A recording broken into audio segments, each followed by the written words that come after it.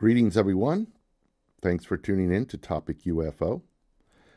Tonight, we're going to be speaking to Mr. Richard Gray, who in October of 1994 had a very close encounter with a triangular craft just outside of his home in Western Virginia. Needless to say, this was a life-changing event for Richard, and he is going to be joining us via Skype in just a moment to tell us all about it and what's happened since that time.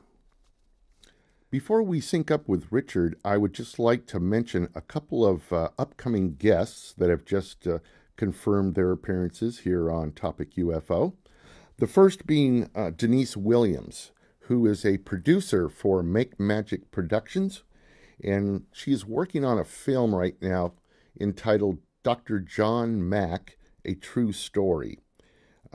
I am not real familiar with Dr. Mack, but from what I've read, he was a Harvard psychiatry professor, a Pulitzer Prize-winning author, and he lost everything when he reluctantly agreed to work with alleged alien abductees and drew a conclusion that completely shattered and transformed his worldview and his life. I'm really looking forward to this because I tell you, as soon as you publicly announce that you believe in aliens and UFOs, you can be shunned very quickly sometimes. And next, we have Mr. Michael Horn, who's going to be on the show. Now, Michael has a new film that's just been released, just over the past few days, I believe, entitled And Did They Listen?, which is a film about the Billy Meyer UFO case. I'm sure a lot of you either know of Mr. Horn or have seen his work before, but it's some really amazing stuff. So he'll be here as well. So stay tuned. Both of these guests will be joining us over the next few weeks. Okay, so coming up in just 1 minute, Mr. Richard Gray. Don't go away. We'll be right back. This calls for a close-up. I'll say it does. It's right out of the old family album. But how can we get a close-up? Well, if you have a Westinghouse television set, it's very simple. Whenever you get a picture that calls for a close-up, just turn the knob of that amazing new invention, the Westinghouse electronic magnifier. And there. You're so close, you feel that you could almost reach out and remove this false mustache. Only a Westinghouse set has this wonderful new electronic magnifier. And here's the knob that controls it. Now, let's see exactly what happens when you're watching a television screen and you turn on the electronic magnifier. Let's suppose that you're watching a couple of wrestlers and you'd like to see them closer. Just turn the electronic magnifier knob. And presto, you've got a ringside seat at the match. A wonderful advantage, isn't it? Yes. And only a Westinghouse set has this amazing electronic magnifier. And this set also has a built-in antenna. That means in many localities there are no installation costs. And this set also has Westinghouse synchro tuning.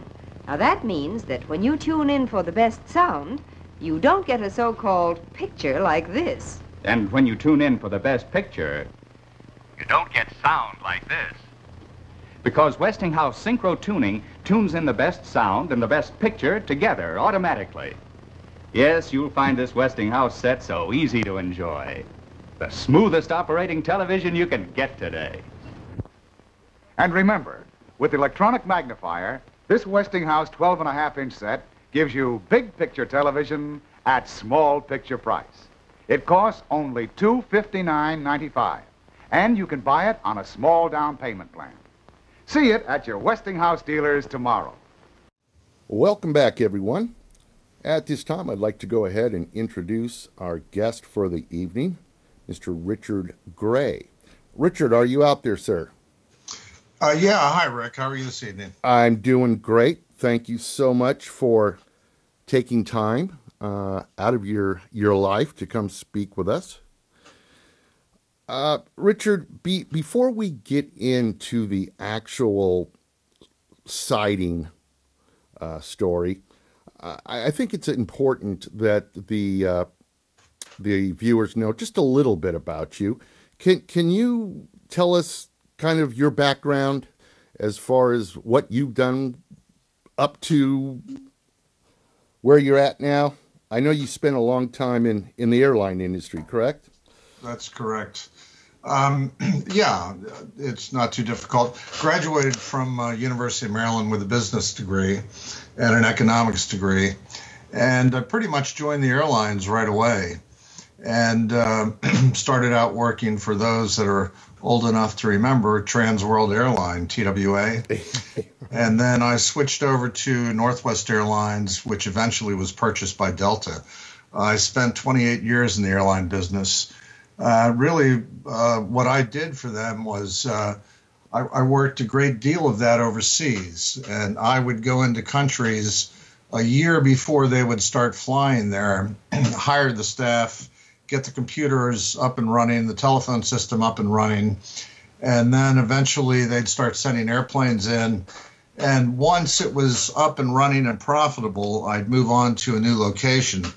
As a result, I did, just to give you an idea, and this is just a little bit of it, 2 years in Ireland. I went up and did 2 years in Sweden, went down, did 4 years in London, did 2 years in Paris, also was in Holland, Amsterdam for a couple of years, and also in Germany.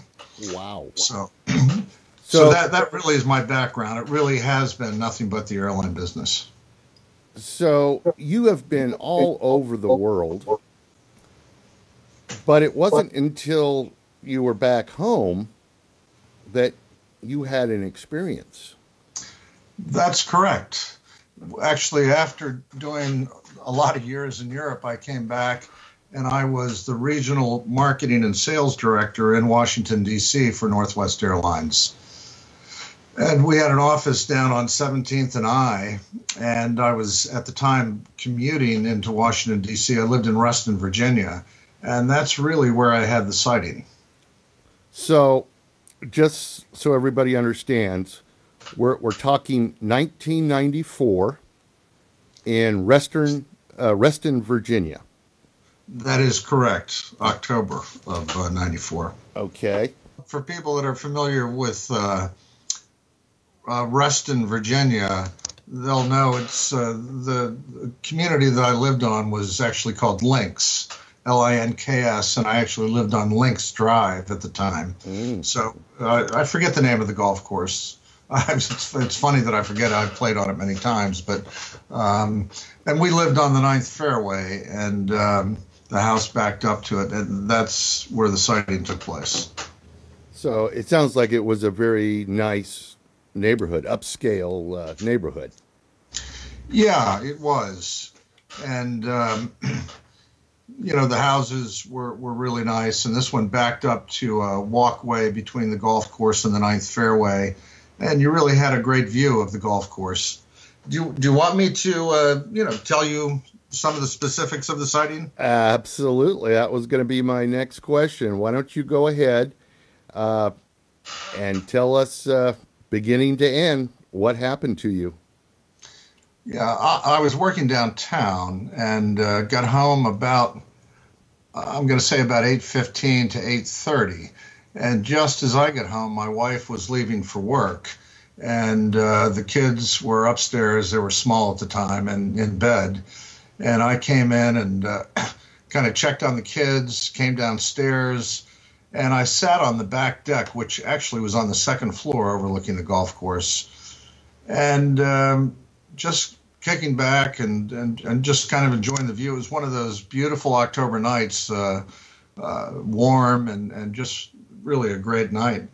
And all of a sudden, to my left, the golf course started to get very bright. A white, bright light started to, you could just see it, coming down the golf course.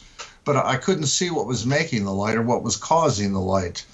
And I stood up and looked over the rail, and it took a second.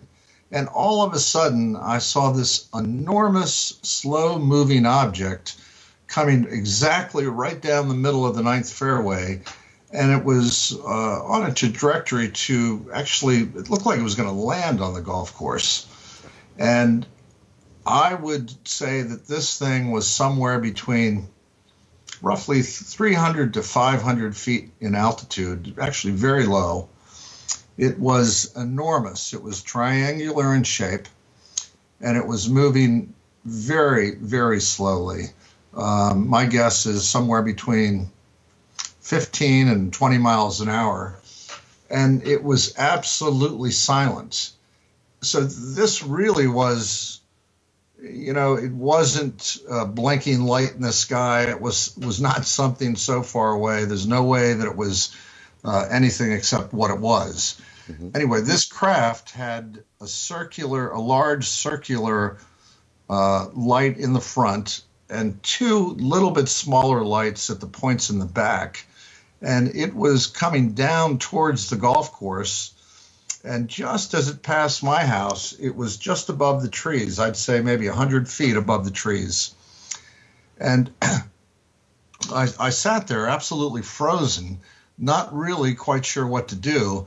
And just as it passed over the trees and started to go out of sight, I ran through the dining room, which is the deck was in the back, and then the dining room kitchen, and then another deck out front. So I ran all the way out front, jumped over the railing, and then on the front of the house and ran around back. And as I got very close to the golf course, something inside of me just said, this is probably not a very good idea. And I ran back to the house, grabbed a yellow legal pad and a pencil. I sketched out the craft that I saw, jotted down the date, the time, and everything about it that I could think of. And I looked out off the deck, and I was just in awe. I thought, actually, at the time, you're going to think this is kind of funny, I thought, this is going to be the biggest news that we have ever seen. This is going to be all over the news. Yeah. And, of course, there was nothing about it. To make a long story short, I finally went off to bed late that night, probably pushing around, 11:30. Had a bit of a difficult time falling asleep, and woke up the next morning. And this is really the odd part about this whole sighting. And it's probably a little hard for some people to believe, but what happened is I woke up with no memory of the sighting whatsoever. And I went about my business, even washed the car out front. It was a Friday night that I had the sighting, so it was Saturday. I didn't go to work. And kids and I just did a bunch of stuff. About 2 o'clock in the afternoon, I finally went out, thought I'd sit on the back deck. And as I walked through the dining room, there was a yellow legal pad with the sketch and the notes, and it just hit me like a ton of bricks, like, oh, my God, I completely forgot that I saw this thing. That is amazing, Richard. Yeah, it really is amazing. And I really had a hard time talking to people about it. And it started to really consume me. It didn't really get in the way of work, but, boy, did it make you think about what did I see and where did it come from. And the one thing that kept rolling around through my mind is whatever I saw was not of this world. And I just kept repeating that mentally to myself. And let me ask you, Richard. Yeah, sure. Before we go any further, when you saw this thing, did you have any strange feelings at that point in time? Did you feel any, static electricity? Did you, anything? Did you feel any weird vibrations at all? Or do you just remember just being completely stunned? No, I did not feel any physical effects whatsoever. The only thing that I can tell you is when I ran around to the golf course and stopped, it was like something got into my mind that you really don't want to do this. This is not a good idea. I wish I knew what possessed me to do that, because I ran through the house and literally put one hand on the deck fence out front and leaped over it with both feet. I wanted to see this thing. I was mesmerized and I was in a state of shock. And I thought, what is it? I've got to see it. And within the space of jumping over that fence, within about 20 seconds, I just stopped and turned around and went back home and jotted the whole thing down and thought, for whatever reason, this is not something I should pursue. And do you remember the next day when you saw the yellow notepad? Like you say, it hit you like a ton of bricks. Oh my God, I did see this thing yesterday. Did you immediately keep it to yourself? Did you tell your wife? Did you call your best friend? What did you do? Did you keep it inside? Kept it inside for about 2 or 3 days. And I have one very close friend that we talk all the time. And I guess 2 or 3 days down the road, I called him, and the best way to describe it is I very tentatively told him about it. And fortunately, he's very open-minded, and he asked a lot of questions. And after that, I didn't tell anybody for the longest time. And finally, when I did, I told a group of family members, my brothers and cousins, while we were all on the beach. And that was kind of an odd experience, too, because when there was a lull in the conversation, I said, I want you guys to know that I had a UFO sighting. And they kind of looked at you strange? Not really, but they all looked at me like, okay, is this something we're all supposed to fall for, or is this for real? So I told them the whole story. They asked some questions, and then the odd part about it was after a few minutes, it's like, okay, where should we go for lunch? And I just wanted to know, what did I see? Was this a craft from another world? Was this a secret government experimental craft? And it caused me to think about religion, life in the universe, and really to challenge all aspects of my life. I can completely understand that. Did you at any time even think that, my God, maybe I'm going nuts? Or was it so real that wasn't a possibility? That was never an option. That was never a possibility. What I saw is what I saw. In my mind, there's no ifs, ands, or buts about it. I've never struggled with the reality of it. It just was what it was. What I struggled with for a lot of years is, was this a government craft or was this an alien craft? And that's really what I struggled with. And I finally just kind of let that go, because where I came down on that is it was either an extraterrestrial craft or it was the American government using technology that's not of this world. Right. One of the two. Which one, I couldn't tell you, but it had to be one of those two things. And one of the things about the sighting that I neglected to tell you is when you looked at this triangular craft and it had the 3 lights at each point, it was so close, just above me, that you could see through the center of the craft. And I've often wondered, was it translucent? Was I actually looking at the sky through the craft? Or was it some sort of imagery on the bottom of the craft that projected the sky above it? And to this day, I still don't know, but you could very clearly see through it.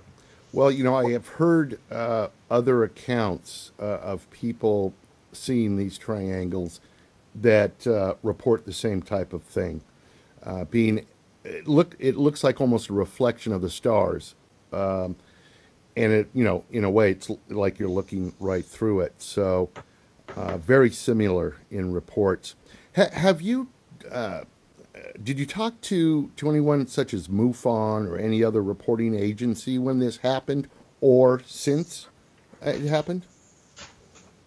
No, I haven't. When this happened, I had no idea who MUFON was. I had no idea where to go to look up things about UFOs. I really was at a loss on what to do. And because I really didn't make this public, no one was offering advice either. And it was something that I really kept to myself for a lot of years.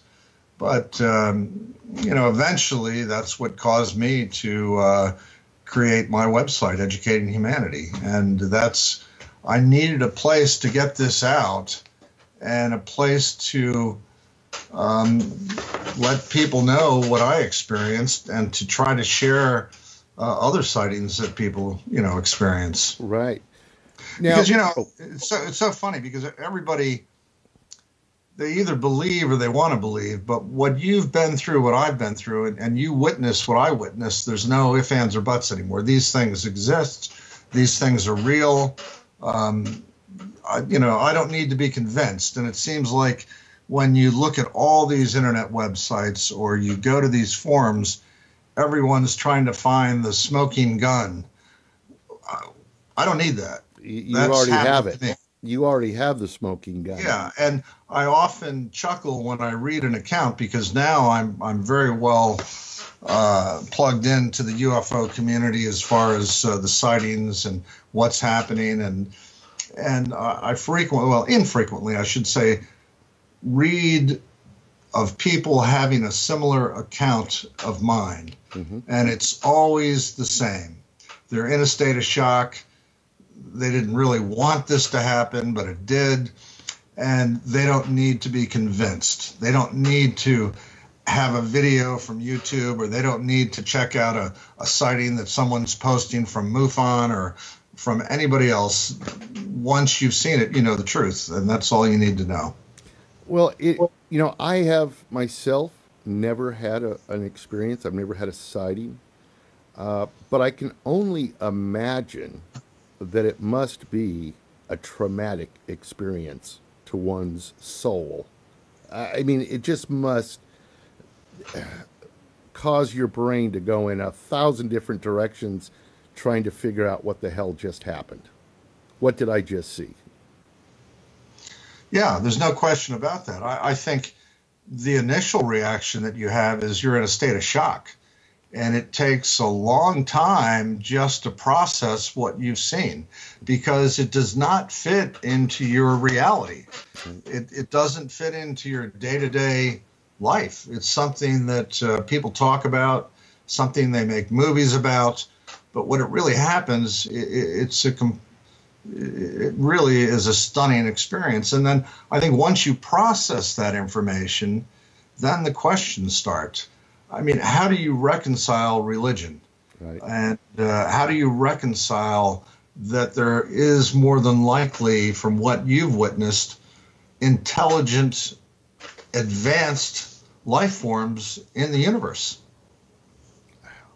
It's amazing stuff, Richard. And, in one way, I feel I can feel empathy for you because of what you went through. But on the other hand, I can think, my God, how lucky you were to be one of the few people on this planet to have, relatively few people on this planet to have a sighting like that. It's not something that just anybody has had. So in a way, I guess you're lucky.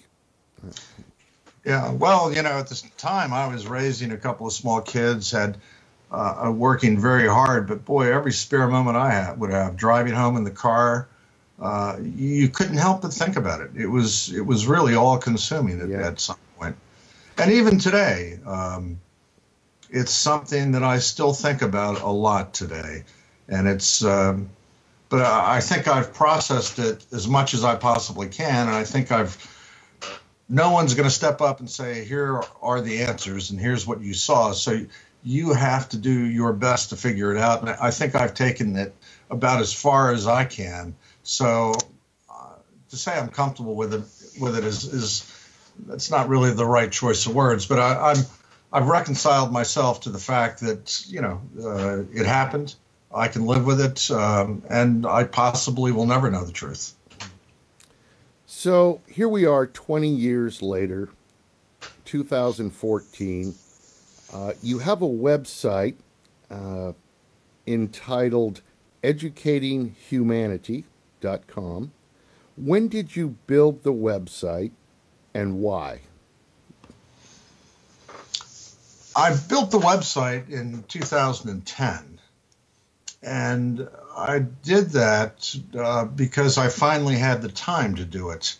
And not to get into my whole personal life here, but I came down with cancer, and nothing too serious. I'm perfectly fine now, but I had to go through several operations and really get that out of my life. And that has been taken care of.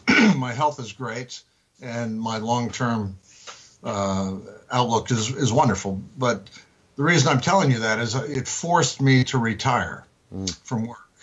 And I had just hit an age where I was eligible for early retirement. And this had been on my mind so much that I wanted to do something about it.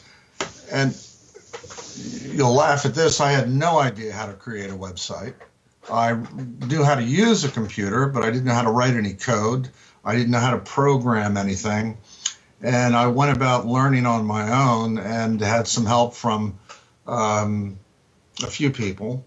And since then, I've taken on a lot as far as learning a lot about the internet, about websites, about programming, about writing code for certain things. But I wanted to get my experience out, and people can find it if they go to the website. There's a menu bar up top, and one of the things you can click on, it simply says UFO experience, and they'll find basically the exactly what we've been talking about there. And also, I wanted to put out there other people's stories that are similar to mine. And I also wanted to put out sightings that I think are realistic or plausible. So I make a really big effort to not post shaky lights and all the nonsense that you find in this field, unfortunately. And there's a lot of it. So, God, yes. And you'll find story. I just posted yesterday, for instance, a story about the Pope had his weekly address.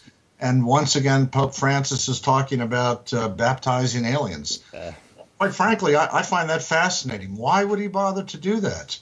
And then, of course, there was, you've probably seen it, maybe you haven't, the sighting down in New Zealand that happened just 2 days ago, where this TV film crew was out, and they actually caught these 2 UFOs, and they're myth. They're, baffled on what they saw. And I think people find that interesting. And I think these are, things worthy of people to think about and to talk about. Absolutely. Absolutely. And, the whole thing with the Vatican and the baptizing aliens, I mean, that's just a whole nother discussion in itself. I do have some personal thoughts about it. And in fact, I was planning on doing a whole episode just on it. So maybe I will do that, because it is strange that the Vatican would even take the time to say something like that. And it's true. From what I understand, per the Vatican radio, that's what the Pope said. So. I've written a lot about disclosure, and I've published a lot of that on my website. And one of the posts that I put out there, I think in 2012, that's been one of the most popular is one about the Vatican. And really, when you stop and think about the Vatican, this is one of the most archaic institutions in the world. Mm-hmm. This is an institution that does not allow women in any significant role, let alone to be priests. this is an institution that is dead set against any form of contraception. And this is an institution that can't get information out quickly. And this is an organization that is slow and stodgy and behind the times. But boy, when it comes to extraterrestrials and it comes to aliens, where is this coming from? They're out, we'll baptize them. They've gone on national TV 5 times in Italy saying that aliens are real. And there's a couple of YouTube videos where you can see these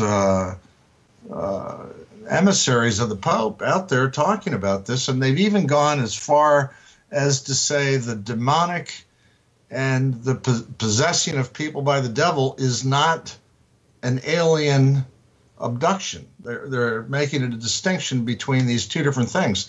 So I find this exceptionally fascinating on why they're talking about this at every opportunity and holding conferences around the world. They just had one in April of 2014 in Arizona that was not open to the public, but that was the topic of conversation. So it's really fascinating. And the other question is, why now? If they've had this information for so long, why just over the last few years, really, have they been so vocal about it? Yeah, it's a good question. I'd love to know, but boy, they're moving at light speed on this issue, and that's something they don't do. Yeah, and it's fascinating that an organization like the Catholic Church would even be involved in discussing a topic like this. I don't know whether they're hurting so bad for congregation that they'll welcome anyone with any types of beliefs. I don't know if that's it, or if they truly have some information that would blow our minds. Well, when you stop and think about it, the Pope talking about baptizing aliens, when you think about that, that would turn off most people as a foolish thing to talk about, frivolous thing to talk about, and an unimportant thing, because everybody's going about their own daily lives. They have their own needs and wants and desires, and they expect a certain thing out of the church. They do not expect the church to be talking about baptizing aliens. But not only is the church doing it, but the Pope is doing it. So my take on it is there's got to be a reason. Even though the Pope made light of the type of people he would baptize, he said little green men. Right. He's making light of that, but yet the topic is at the forefront of the discussion. The topic is out there. It's all over the newspapers. And they've got to be, I think, getting ready for this for disclosure of some sort to come out into the open. And maybe it's a long process, 2, 5, 10 years, and they chip away at it every opportunity they get. Who knows? But there's got to be a reason. I don't think they're doing it for humor, and I certainly don't think they're doing it to grow their congregation. So, well, it'll be interesting to see. I hope I live long enough to experience disclosure when it finally does happen. That's all I hope. I hope I'm here when it finally does happen. A lot of people say we don't need disclosure. We already know that this stuff is true. But I think people are hoping that we'll get the whole story. And I don't know. I don't know if we'll ever get the whole story. Well, I think we will get the whole story. I think it will be inevitable. And also, I understand that people say people like me come forward. I've seen the NASA astronauts come forward. I've seen government officials, military officials. You've even had presidents that said they've seen UFOs. So, yeah, we've had some disclosure. But I think the truth of the matter is to have this accepted around the world, it's got to be from a major government, or it's got to be from an organization like NASA, or it has to be from the United Nations or the Vatican. And it has to be from one of those recognized organizations. And when you stop and think about it, the Vatican would be the most likely one, because take South America, Central America, much of Europe, they wouldn't believe it if the Pope wouldn't come forward and say this is what's happening. That people would have a hard time. I think the religious aspect of disclosure is probably certainly the most contentious aspect. So we need the government to step forward. But you have to remember, disclosure is a two-way street, because intelligent life could say, here we are, and that's all you need.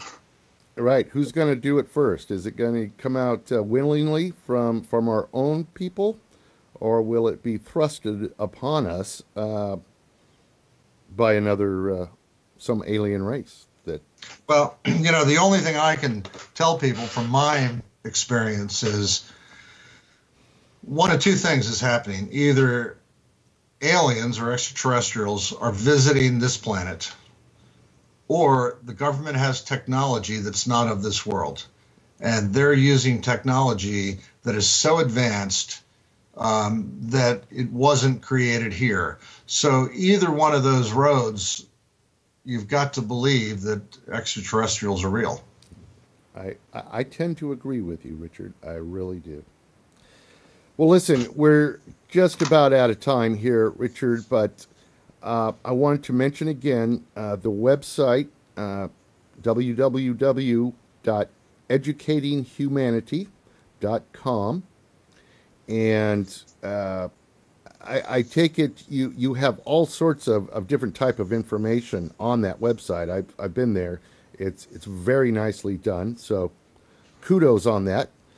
I should tell you this, Rick. Yes. There's about 5,000 posts on that website, and there's no advertising on it. It does not ask for donations. It's got no commercial value whatsoever. It really is a labor of love, and the only way I measure success is how many people come and visit. Yeah. And obviously, my interest is to get more people to come, but it's not a money-making proposition. Right. It's done really to inform people and just to try to get the truth out there and to get people thinking maybe in a little bit differently about this whole phenomena. And I think we all, us ufologists or whatever we call ourselves, I think that's all we really want is to try to get people to open up their minds a little bit. There are still a lot of people out there that are pretty close-minded on this subject, but it's getting more open and more open every day. So, plus, thanks to people such as yourself. Well, Richard, listen, it's been absolutely spectacular talking with you. Again, I just can't even imagine what a sighting like that must have felt like, what that experience must have felt like. And I really thank you for coming on the show and telling us about it. Thanks, Rick. It's been a pleasure talking with you. All right. Well, listen, we will definitely stay in touch. Educatinghumanity.com. Thank you, everybody. We'll see you next time. Good night. Open